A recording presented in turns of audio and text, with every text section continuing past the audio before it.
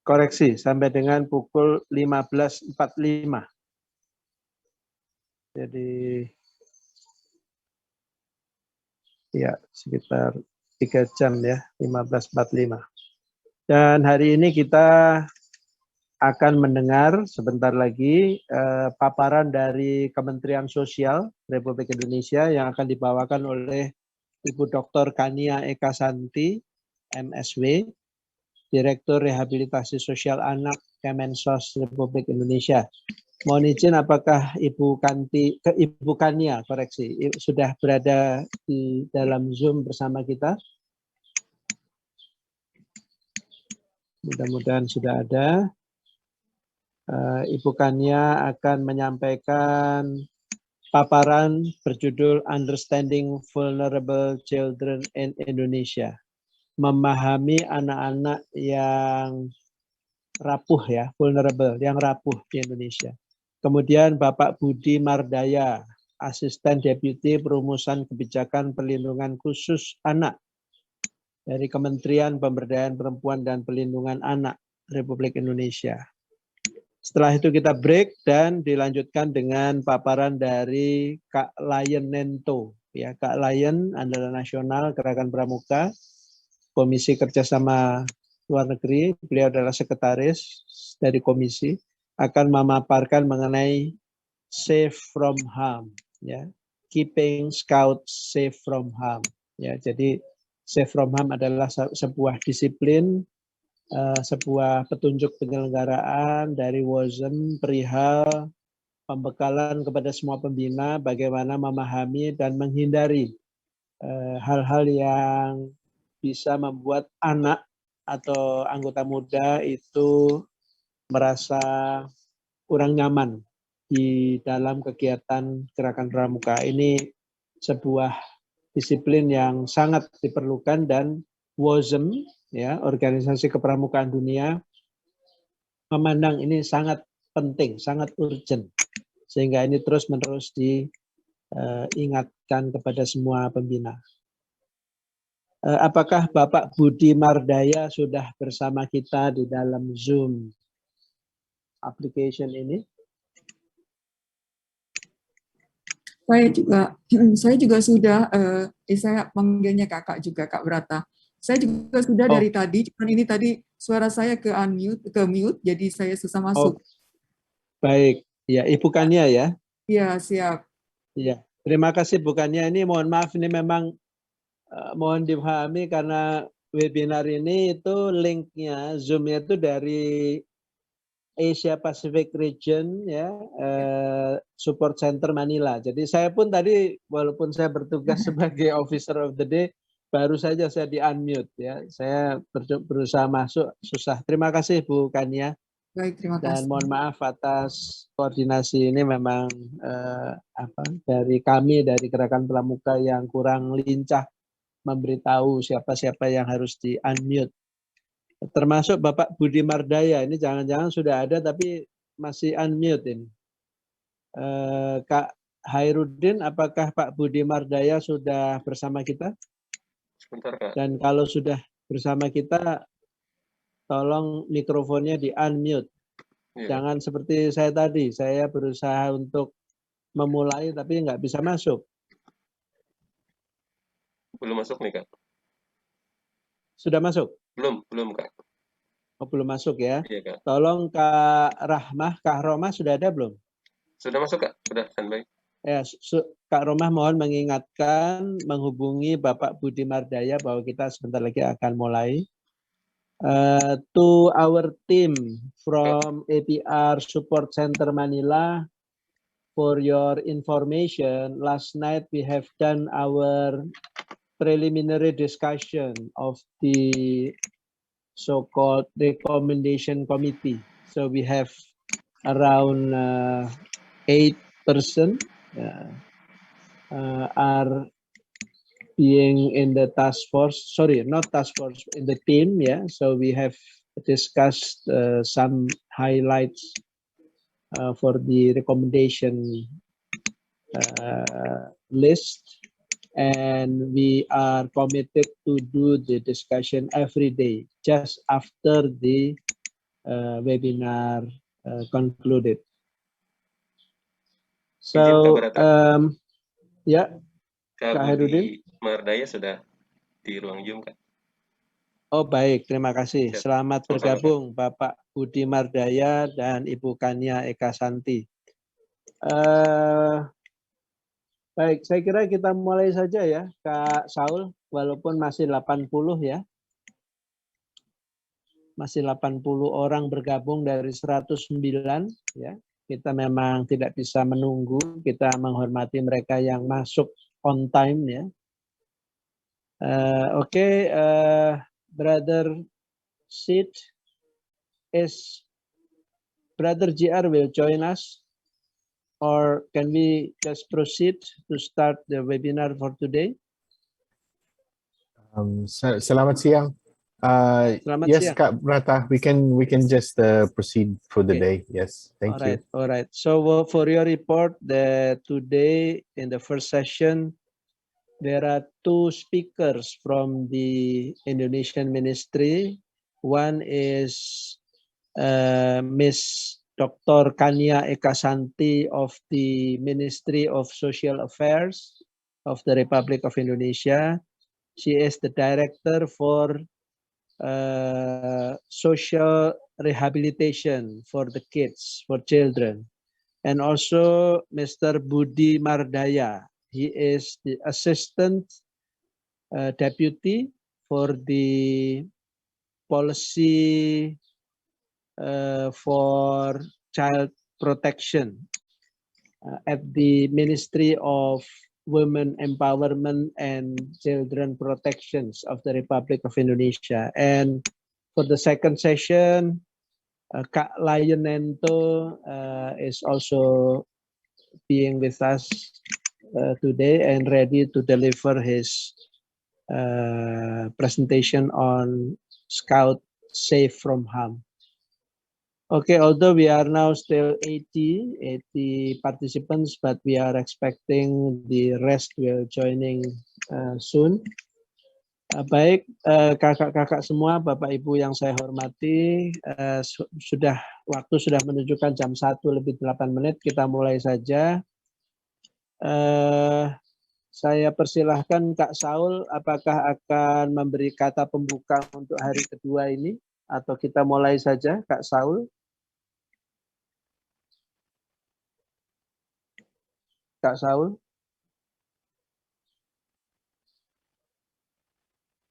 Ya, Kak Saul. Ya, terima kasih Kak Brata. Kita lanjut saja Kak Brata. Sudah lewat waktu. Terima kasih. Baik. Baiklah Kak Saul. Kak Saul Saleki adalah Ketua Panitia Penyelenggara atau Workshop Director untuk webinar kali ini.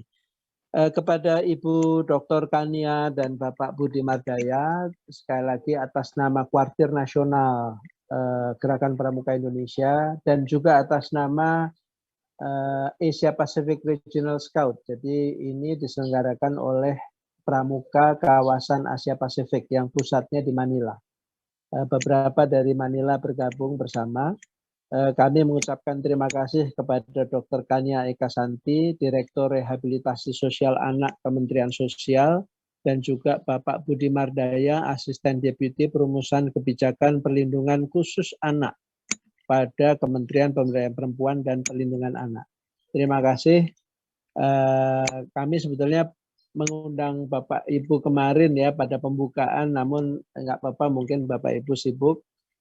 Jadi webinar nasional TTL ini, TTL singkatan dari Ticket to Life, merupakan upaya untuk mempromosikan dan meningkatkan pemahaman para pembina pramuka Indonesia, kuartir nasional, kuartir daerah, kuartir cabang ya di seluruh Indonesia di 34 provinsi tentang TTL. TTL atau Ticket to Life itu merupakan proyek ya, proyek dari Pramuka Dunia, Kepramukaan Dunia, World Organization of the Scout Movement, agar semakin banyak anggota-anggota di dunia ini yang memulai menerapkan program TTL ini.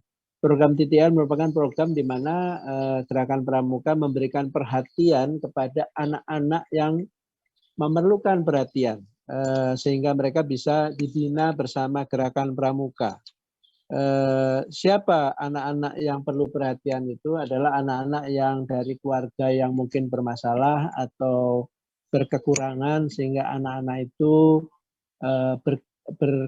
berada di jalanan, ya, anak-anak ya yang kita sebut sebagai street children. Selain itu juga anak-anak yang berada di daerah konflik, anak-anak yang bersama para pengungsi, mereka harus keluar dari rumahnya dan membutuhkan perhatian bimbingan agar mereka memiliki kekuatan psikologis, mental, dan juga fisik.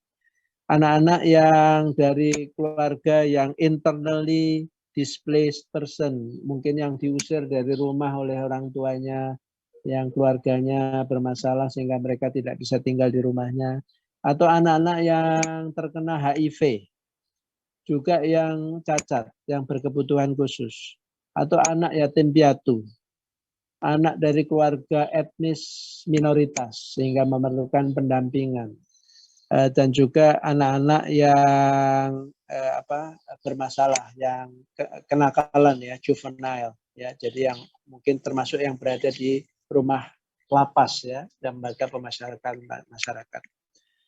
Ya, itu sebagai pengantar singkat perihal TTL ini. Saya mempersilahkan sebagai materi pertama, ya, Ibu Kania Eka Santi, ya, akan memberikan paparan berjudul Understanding Vulnerable Children in Indonesia, memahami anak-anak yang rapuh di Indonesia. Ibu Kania, waktu kami persilahkan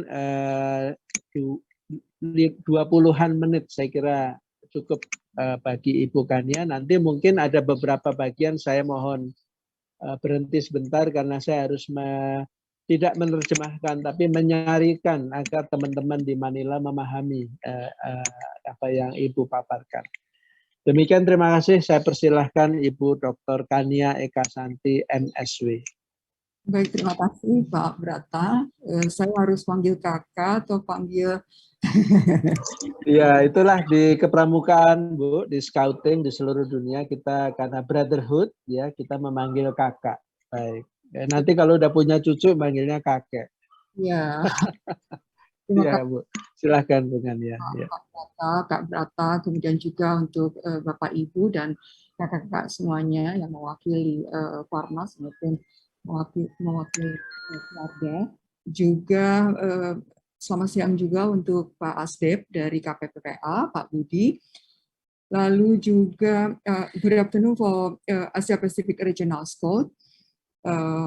We are happy to be here to see each other.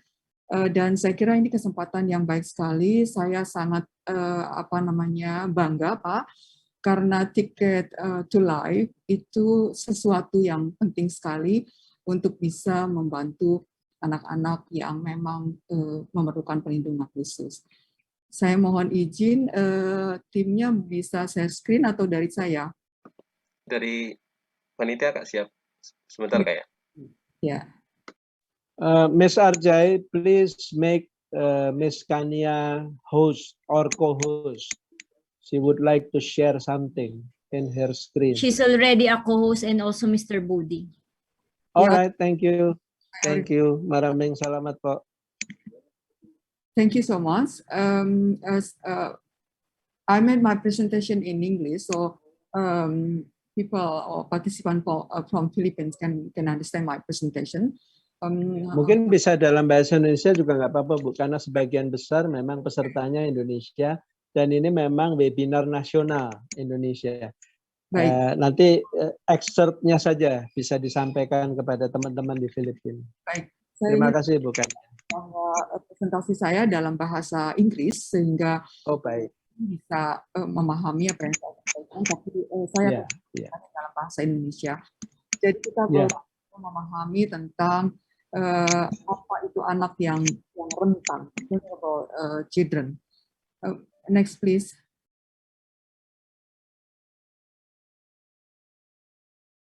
Next, please.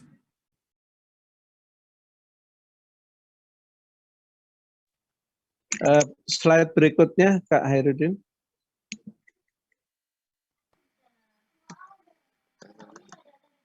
Atau mau dari saya? Izin ini ada agak lama. Siap.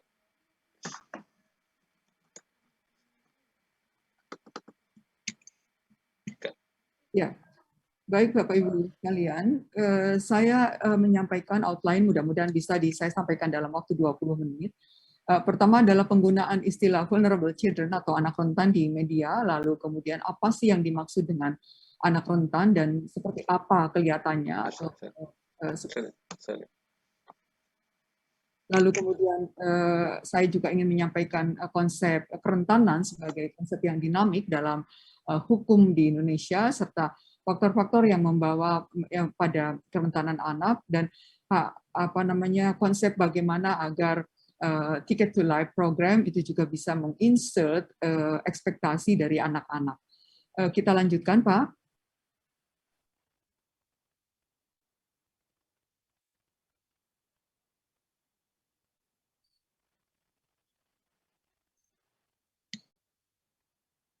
Atau mungkin bisa saya yang share, Pak, atau bagaimana? Baik. Ya, saya kira lebih baik Ibu share saja. Mungkin lebih cepat jadinya ya. Baik. Kak Hairudin, mungkin Ibu Kania sendiri yang akan share biar cepat gitu. Oh gitu, baik. Saya stop Kak ya? Ya, Kakak stop share. Siap. Nah, biar Ibu Kania ya. Mohon maaf Bu Kania. Ya, Pak. Siap.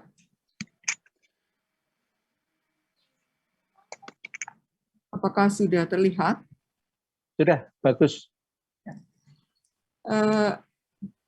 Saya akan menunjukkan bagaimana penggunaan kata anak rentan di dalam media di Indonesia, dan misalnya di beberapa pemberitaan di sini KPAI, ini contoh saja, 42% anak gunakan medsos, rentan bujuk dan rayu prostitusi online. Kemudian juga masih di KPAI, anak-anak rentan menjadi korban perilaku seks menyimpang. Sekalipun penggunaan satu kata rentan, tetapi ini bisa menunjukkan bagaimana kondisi kerentanan anak-anak itu terekspos terhadap suatu persoalan. Perempuan dan anak rentan jadi sasaran perdagangan orang.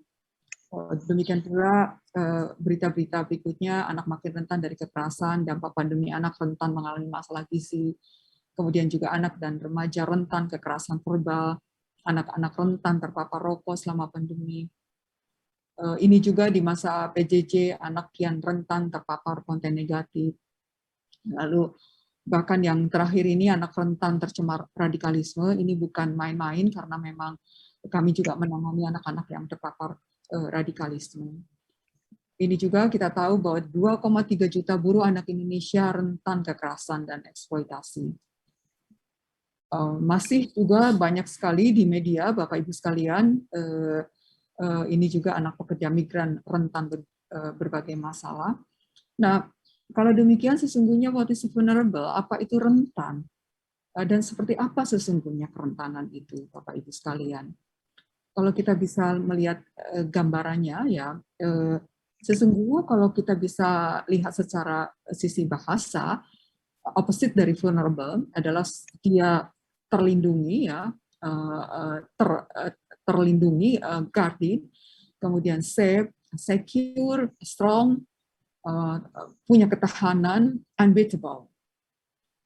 Jadi kita berada pada posisi ketika kita memahami anak rentan adalah seperti ini, seperti tali yang rentan seperti ini, seperti telur yang dia ada otak dan mudah sekali pecah, seperti gelas yang juga retak, bahkan seperti vulnerable heart, karena ini juga dialami anak-anak. How about vulnerable children then? Nah, vulnerable children sendiri, kami dapat menyampaikan bahwa mereka adalah anak-anak yang berada dalam kondisi lemah atau memang anak-anak yang tidak punya kemampuan bertahan yang kuat. Tentu kemampuan ini, kelemahan ini bukan salah anak-anak. melainkan juga produk dari lingkungan, khususnya adalah produk dari keluarga. Dan juga kita juga melihat bahwa kerentanan anak sesungguhnya itu juga adalah lebih mudah terekspos ya kepada risiko yang berat seperti tadi kita baca di dalam media-media dibandingkan apabila mereka itu tidak rentan. Kemudian selain itu kerentanan juga bisa kita kaitkan dengan deprivasi. Nah, deprivasinya sendiri itu bisa dalam berbagai hal. Entah itu makanan, entah itu deprivasi pendidikan, entah itu terkait dengan pengasuhan keluarga, pengasuhan orang tua, atau juga eksploitasi, abuse, neglect, violence, infection of HIV, itu juga membuat mereka itu kita kategorikan sebagai anak yang rentan. Nah, secara umum, Bapak Ibu sekalian yang kami hormati, kakak-kakak yang saya banggakan, ada beberapa kategori dari vulnerable children. Yang pertama adalah anak jalanan, tadi disampaikan oleh Kak Brata.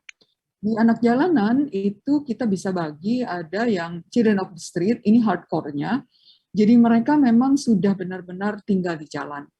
Sudah tidak ada real home lagi bagi mereka karena hampir seluruh waktunya dihabiskan di jalan. Ini kenapa saya mengatakan ini hardcore.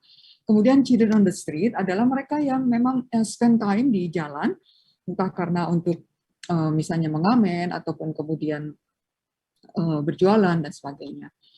Lalu anak-anak yang terperangkap ke dalam pekerjaan terburuk, ya, children in the worst form of child labor, kemudian juga anak yang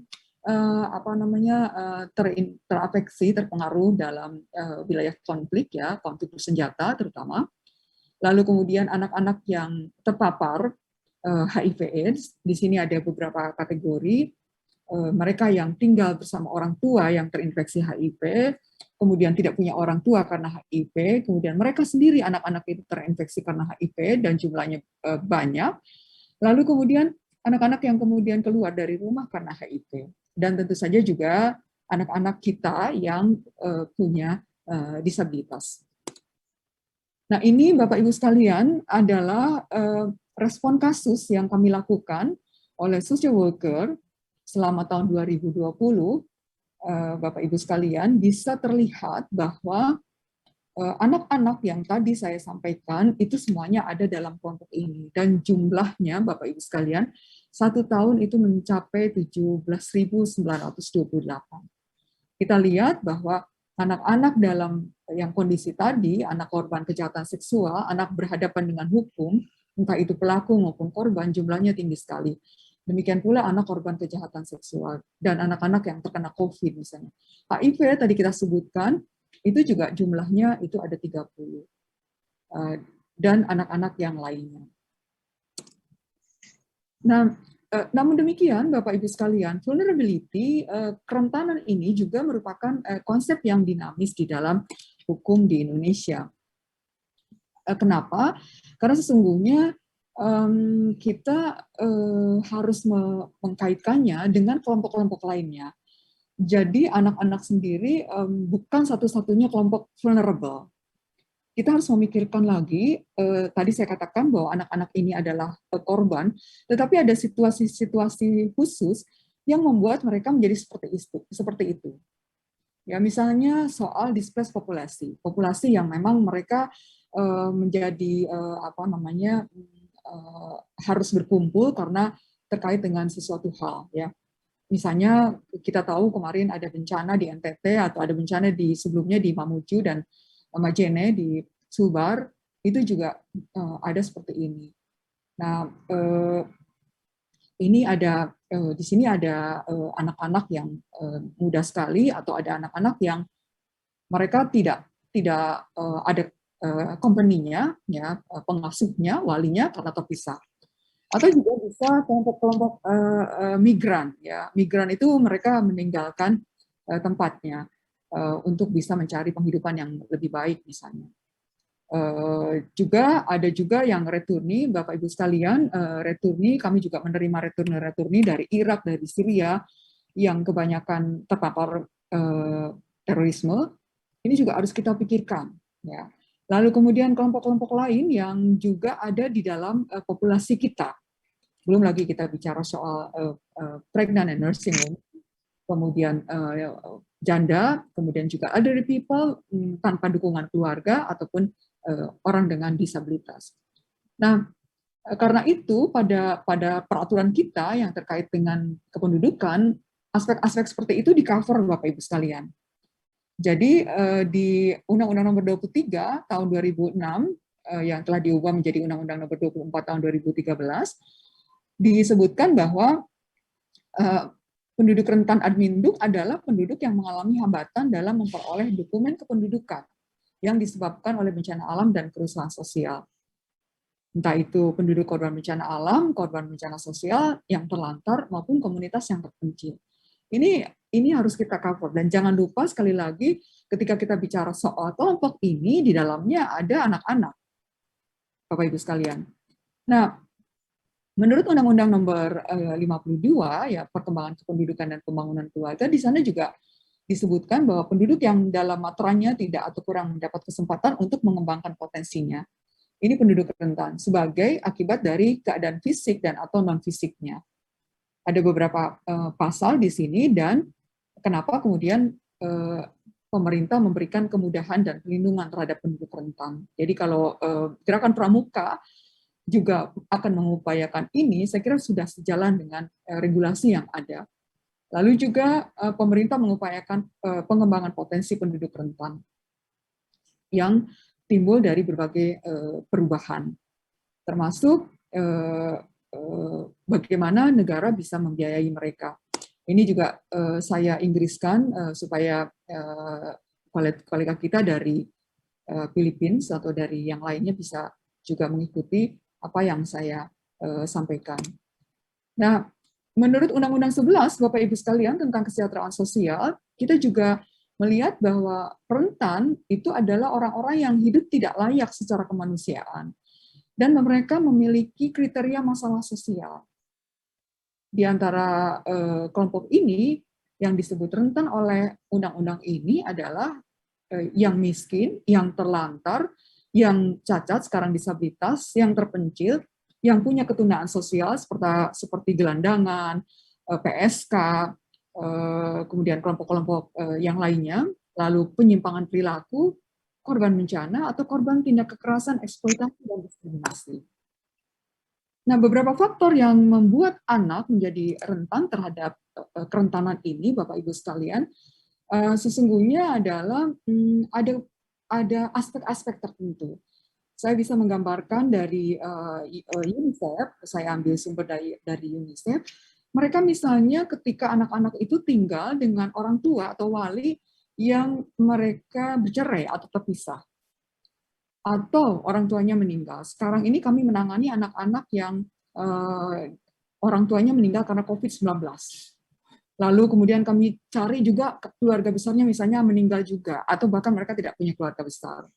Lalu atau anak-anak yang hidup dengan orang tua atau wali yang juga berada di penjara. Itu harus juga kita pikirkan karena bagaimana pengasuhan mereka.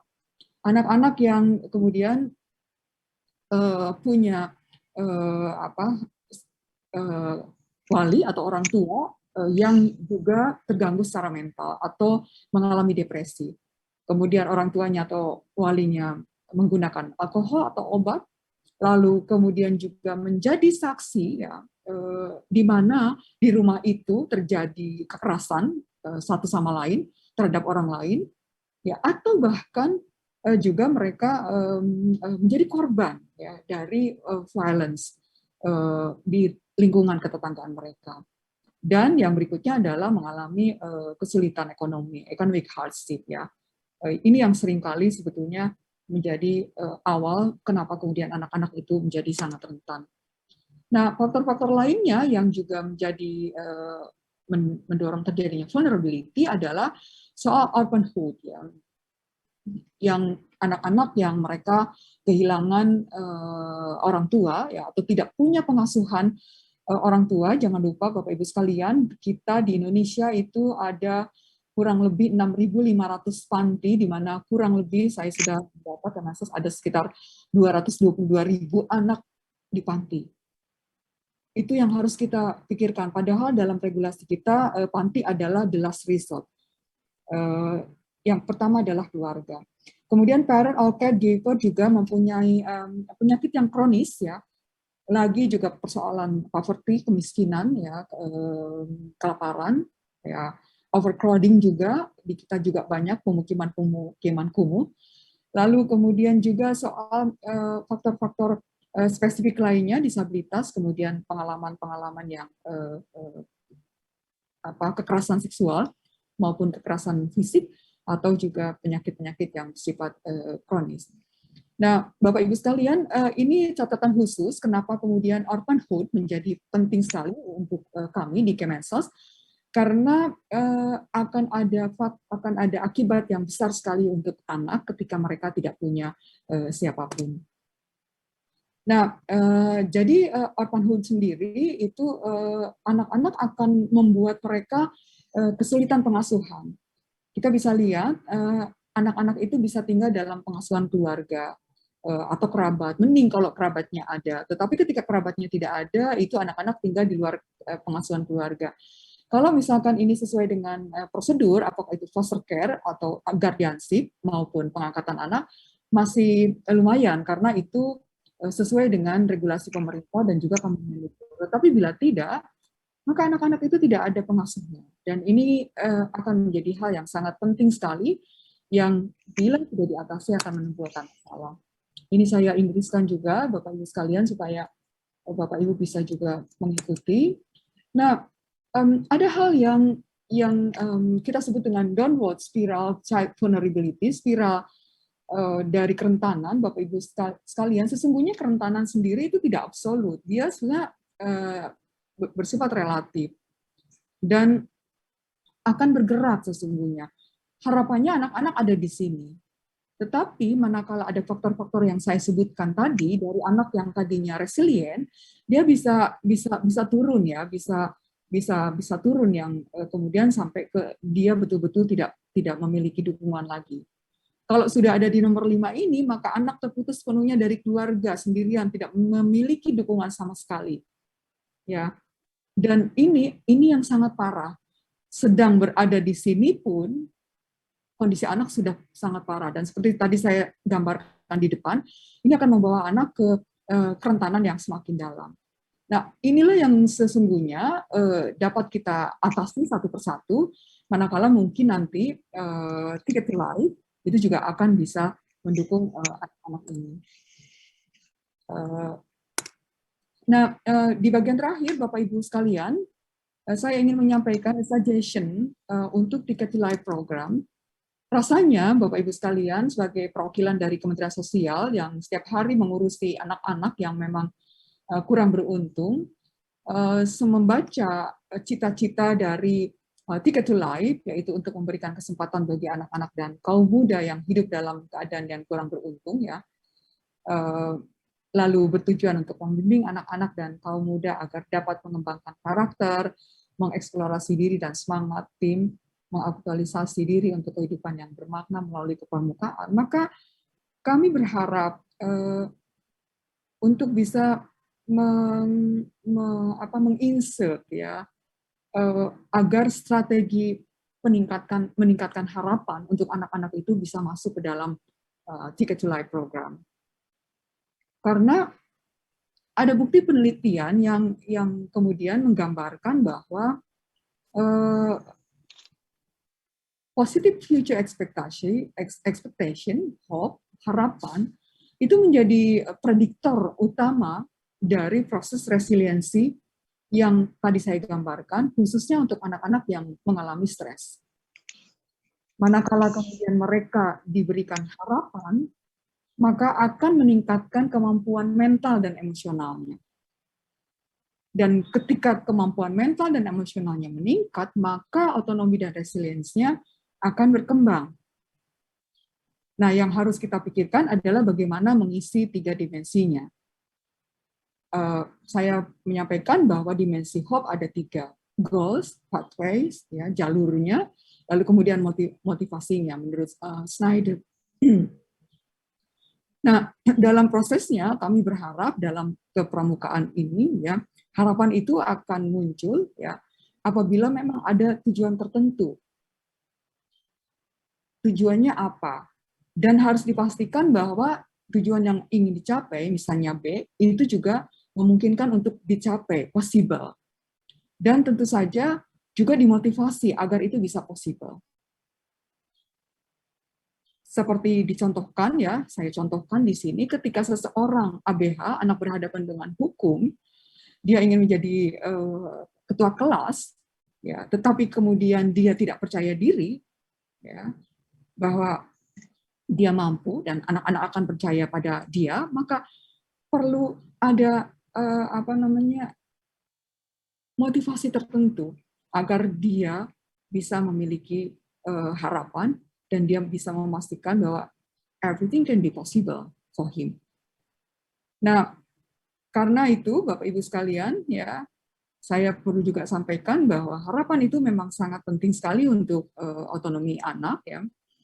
Karena ketika mereka memiliki tujuan dan diberikan motivasi untuk mencapai sesuatu, maka mereka juga akan memiliki self-control yang diperlukan untuk pengembangan otonomi itu. Ini kaitan yang sepertinya mudah diucapkan, tetapi memang dari pengalaman saya sehari-hari itu lumayan sulit. Sehingga dibutuhkan banyak pihak untuk bisa memastikan ini tercapai, Bapak Ibu sekalian. Ya, ini saya inggriskan semuanya. Konklusinya terakhir sekali, Bapak Ibu yang saya hormati, children are not the only one vulnerable group in society. Seperti tadi saya sampaikan, ada kelompok-kelompok lain juga yang vulnerable, dan kelompok-kelompok ini saling terkait satu sama lain.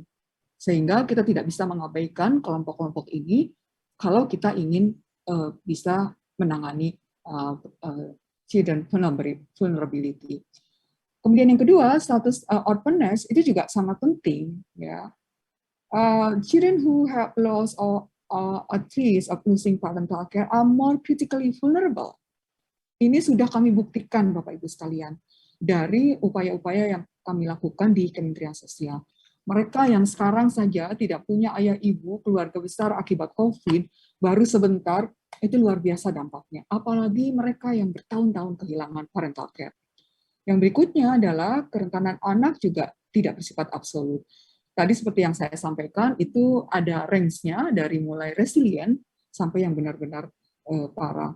Jadi some children are more vulnerable than others, bahkan less protected from harm than others.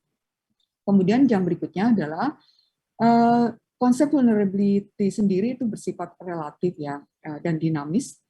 Kita tadi sudah juga mengikuti bahwa ada aturan-aturan yang di dalam aturan kita di Adminduk itu juga sudah sangat lengkap. Dan terakhir tentu saja, kindly please incorporate more hope enhancing strategies pada program Ticket to Life. Mudah-mudahan apa yang digagas oleh Gerakan Pramuka itu menjadi harapan kita bersama. Vulnerable children need protection, support, and hope, so they have the best chance in life. Segera itu, Bapak Ibu sekalian, yang bisa saya sampaikan. Terakhir sekali, apabila ada hal-hal yang terkait dengan anak, apakah itu ada aduan kekerasan atau butuh konseling ataupun apa, kami siap melayani di telepon pelayanan sosial anak 1571 dan WA 081238888192. Terima kasih banyak Bapak Ibu sekalian, mudah-mudahan bisa menambah pengetahuan kita bersama. Terima kasih. Terima kasih, kita tepuk tangan ya di rumah masing-masing untuk Ibu Dr. Kania. Jadi tadi and I also believe for the APR team in Manila, the presentation of Miss Kania, 90% are in English, so you can follow the session very well from up there in Manila. Dan buat kakak-kakak, saya kira ini bagus sekali. Sekali lagi terima kasih Ibu Dr. Kania. Apa yang disampaikan Ibu Kania tadi konklusinya ada 5 di akhir bahwa bukan hanya anak-anak yang rentan. Orang tua pun ada juga yang rentan ya, yang bermasalah ya. Jadi dan kerentanan itu tidak absolut ya. Jadi apa?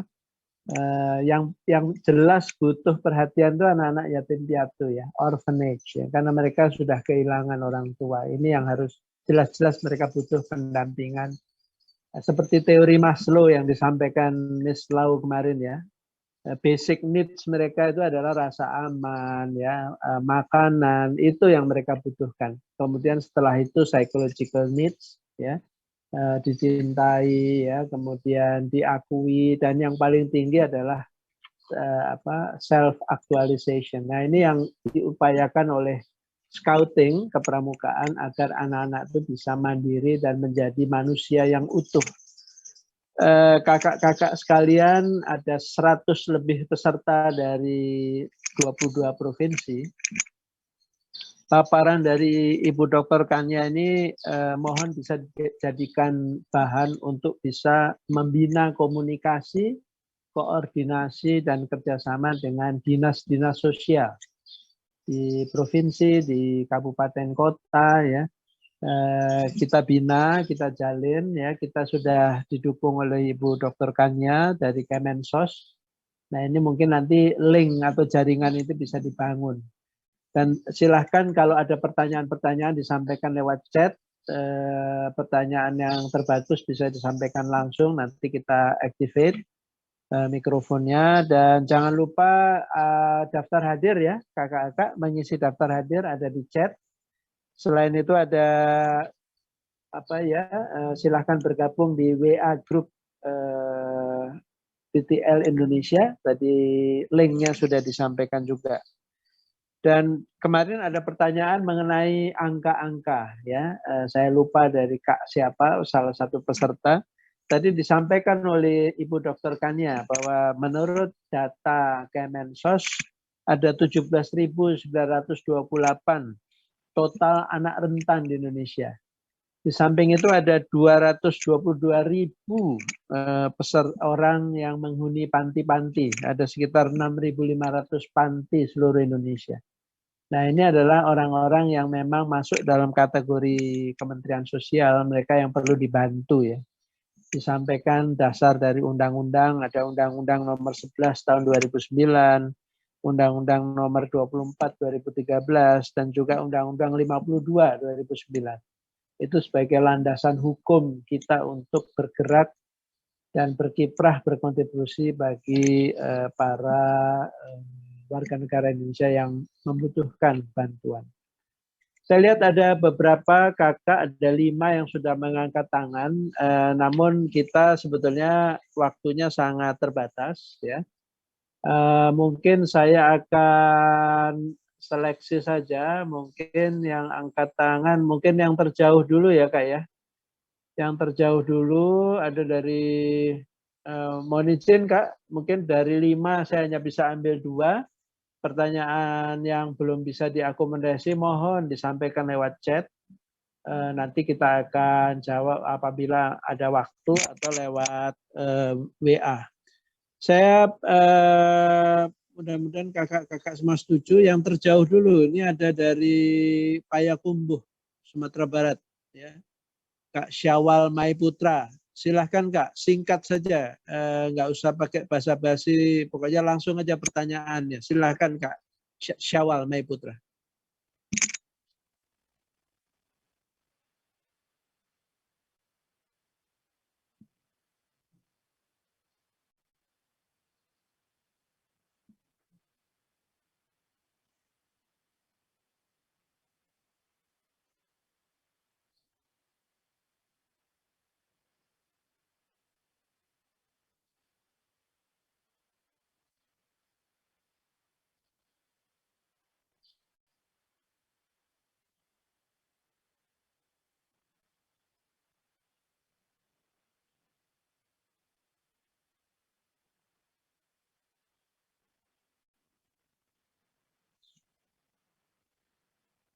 Makasih Kak Syawal. Ini pertanyaannya teknis sekali ya. Ibu Kania kita kumpulkan 2 atau 3 ya, bukannya ya.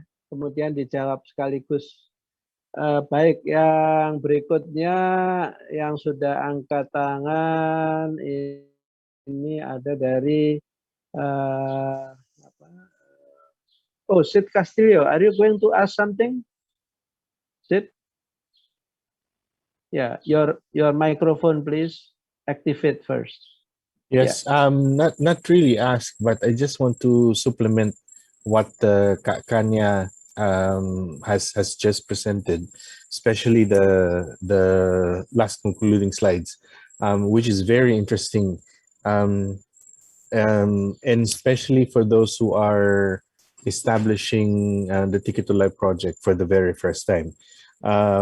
Kanya was mentioning about or recommending to incorporate in the Ticket to Life project the hope enhancing strategies, which is very important, because when you are aware of the projects and the goals of the government or government institutions, and you ride on that, that makes scouting very relevant to society. In fact, the 17th Agenda 23 or the 17th SDG is precisely calling everybody for partnership. So if we can enhance that one, especially that Gerakan Pramuka has, I mean, the government has a established political structure, like it has the provinces, the 38 provinces, and I'm sure the provinces can work hand in hand, especially in what Kanya has mentioned about these hope enhancing strategies. This will make scouting as really an educational movement, and it will really it will really give an impression to people that scouting really is an instrument to nation building, not only not only this not only character building, but it is also an instrument or an organization for nation building. Yeah, that's only a comment. Thank you, Kak Brata. Thank you for your comment, Mr. Sid. Berikutnya yang angkat tangan itu saya lihat ada siapa lagi ya?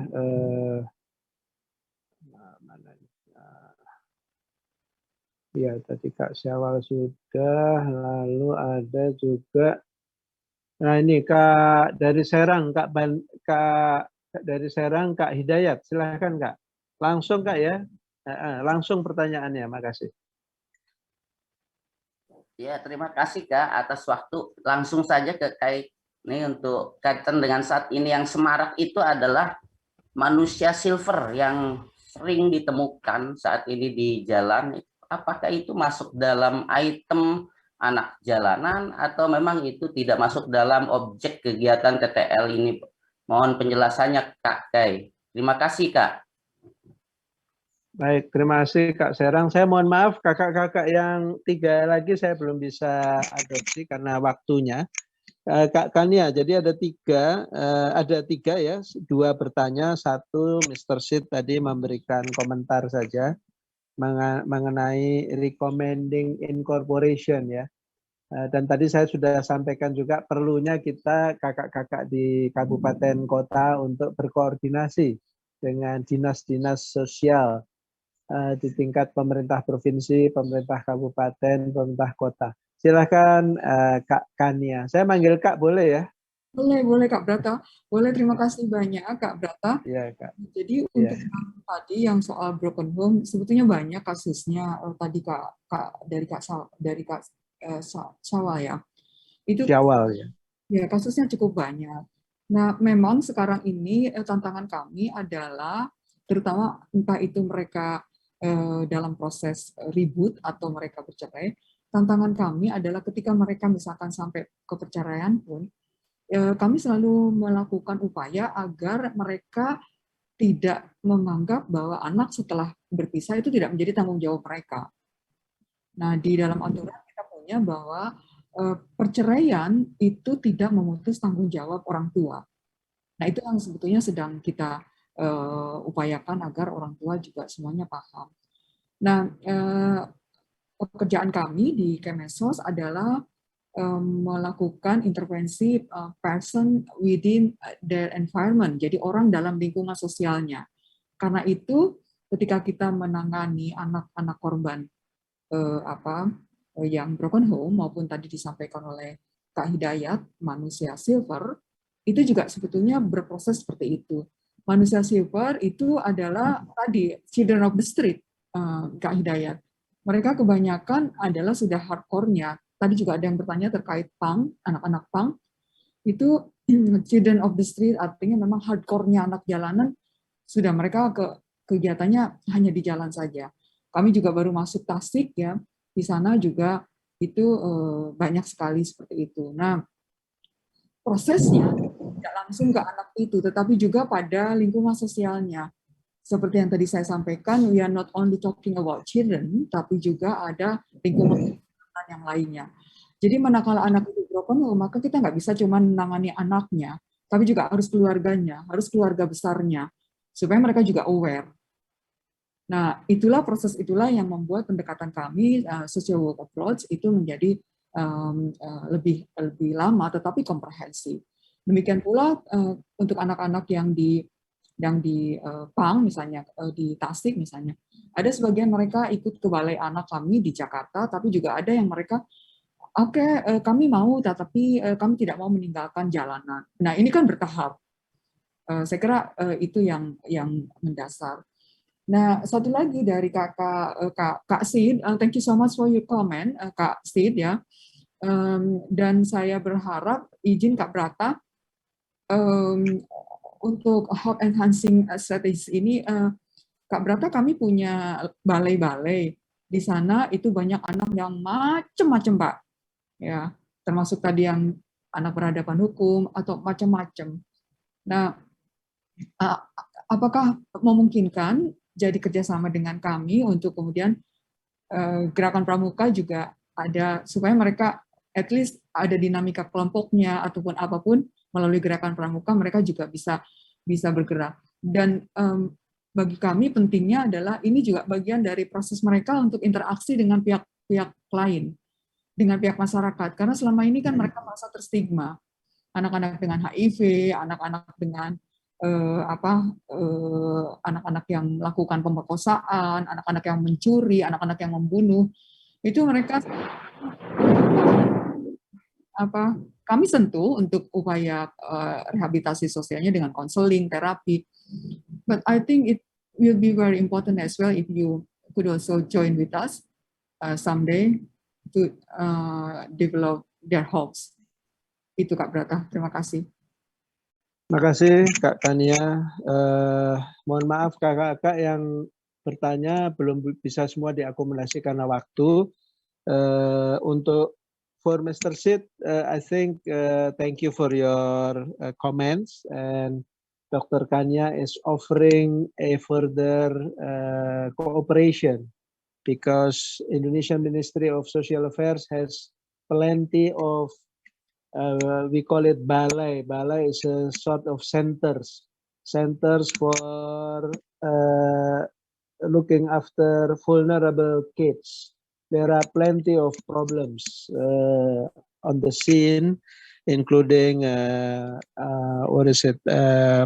raping, HIV, narcotics, many problems that faced by children, and ministry has centers to deal with that problems, and Ms. Kanya is offering a sort of cooperation.